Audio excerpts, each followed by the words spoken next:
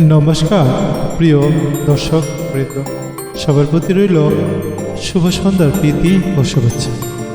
আজকে গল্প বলার আসরে আমরা একটি মজার গল্প শুনব। গল্পের নাম গাছে কাঁঠাল গোপে তেল। প্রিয় দর্শকবৃন্দ, সবার প্রতি অনুরোধ রইল আমাদের এই চ্যানেলটি লাইক, শেয়ার ও সাবস্ক্রাইব করার জন্য। সবাইকে এই চ্যানেলে আসার জন্য অসংখ্য ধন্যবাদ। গাছে কাঁঠাল গোপে তেল। গোপালের পাশে এক প্রতিবেশীর নাম কেদার। আমাদের সেই গোপাল ভাঁড়, সেই গোপাল ভাঁড়ের পাশে এক প্রতিবেশী, তার নাম কেদার। তার বাড়ির উঠানে ছিল এক মস্ত প্রকাণ্ড এক কাঁঠাল গাছ। তাতে প্রচুর কাঁঠাল ধরত এবং কাঁঠালগুলি ছিল খুব সুস্বাদু। গাছটিতে প্রতি বছর বেশ বড় বড় কাঁঠাল হতো, খেতে খুব মধুর এবং খুব মিষ্টি। কিন্তু একটি কাঁঠালও সে কাউকে দিত না।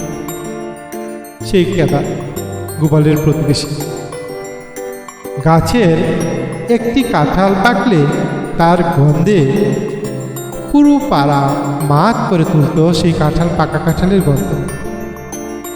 একদিন গোপাল যাচ্ছিল কেদারের বাড়ির সামনের রাস্তা দিয়ে। যেতে যেতে দেখলো কেদার দাওয়ায় বসে একেবারে এক বাটি সরিষার তেল নিয়ে তার গুফে বেশ করে মাখাচ্ছিল।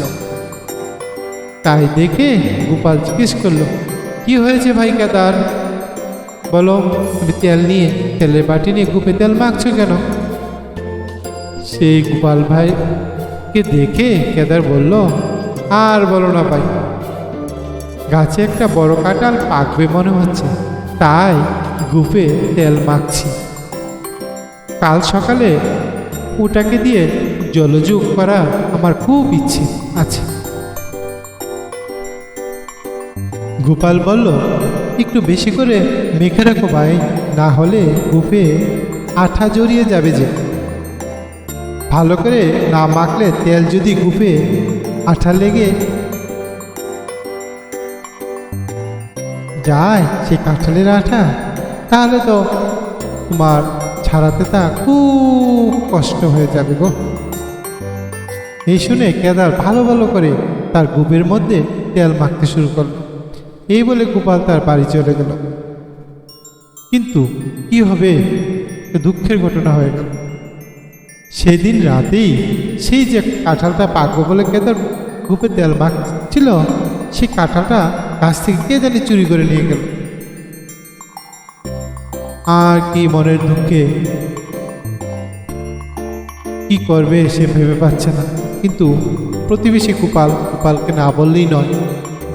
পরের দিন কেদার গোপালকে ডেকে দুঃখ করে বললে, জানো গোপাল, আমার গুফে তেল মাখাতেই সার হলো, কাঁঠাল তো আর খাওয়া হলো না গো।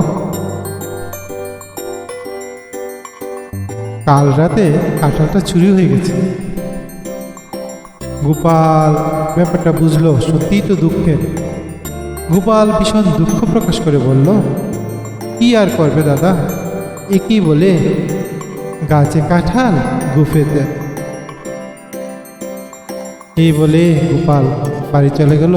কেদারও মনের দুঃখে সেই বারান্দাতে বসে রইল, আকাশ পানে তাকিয়ে। আমাদের গল্প এখানেই শেষ হলো। গল্পটি ভালো লাগলে লাইক, শেয়ার ও সাবস্ক্রাইব করবে আমাদের চ্যানেলটা। সবাই খুব ভালো থাকবে। পরবর্তী ভিডিওতে আবার দেখা হবে।